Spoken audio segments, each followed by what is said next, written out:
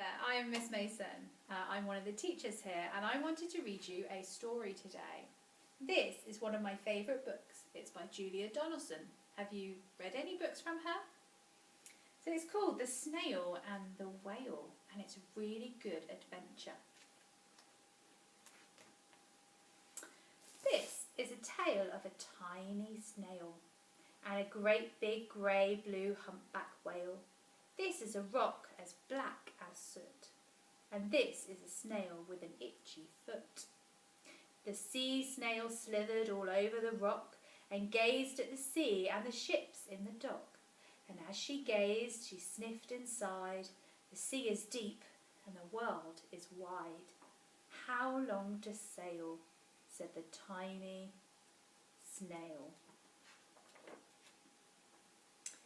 These are the other snails in the flock, who all stuck tight to the smooth black rock and said to the snail with the itchy foot, "Be quiet, don't wriggle, sit still, stay put."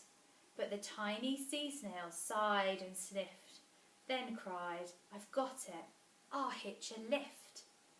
This is the trail of the tiny snail, a silvery trail that looped and curled and said, "Lift wanted around the world." This is the whale who came one night when the tide was high and the stars were bright. A humpback whale immensely long who sang to the snail a wonderful song of shimmering ice and coral caves and shooting stars and enormous waves. And this is the tale of the humpback whale.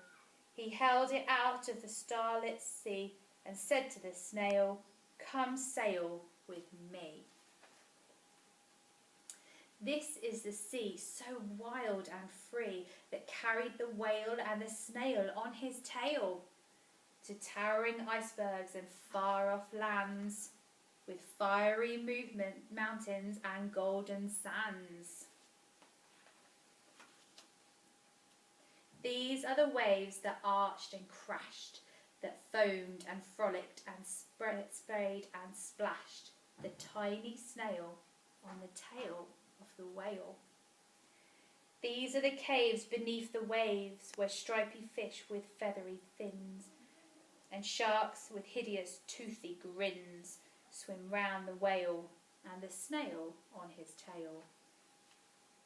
This is the sky so vast and high, sometimes sunny and blue and warm, sometimes filled with thunderstorm, with zigzag lightning flashing and frightening the tiny snail on the tail of the whale.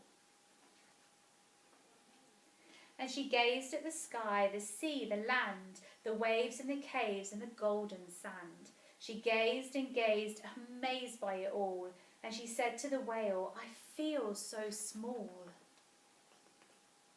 But then came the day the whale lost his way. These are the speedboats running a race, zigging and zooming all over the place, upsetting the whale with their ear-splitting roar, making him swim too close to the shore. This is the tide slipping away. And this is the whale lying beached in a bay. "Quick, off the sand, back to the sea," cried the snail. "I can't move on land, I'm too big," moaned the whale. The snail felt helpless and terribly small. Then, "I've got it," she cried, and started to crawl. "I must not fail," said the tiny snail. This is the bell on the school in the bay, ringing the children in from their play. This is the teacher holding her chalk, telling the class, "Sit straight, don't talk." This is the board, as black as soot. And this is the snail with the itchy foot. "A snail," the teacher turns pale. "Look," say the children, "it's leaving a trail." This is the trail of the tiny snail, a silvery trail saying, "Save the whale." These are the children running from school, fetching the firemen, digging a pool, squirting and spraying to keep the whale cool. This is the tide coming into the bay, and these are the villagers shouting hooray as the whale and the snail travelled safely away. Back to the dock and the flock on the rock, who said, "How time's flown, and haven't you grown?" And the whale and the snail told their wonderful tale of shimmering ice and coral caves and shooting stars and enormous waves, and of how the snail, so small and frail, with her looping, curling, silvery trail, saved the life of the humpback whale. Then the humpback whale held out his tail, and on crawled snail after snail after snail. And they sang to the sea as they all set sail on the tail of the grey-blue humpback whale. A really lovely story.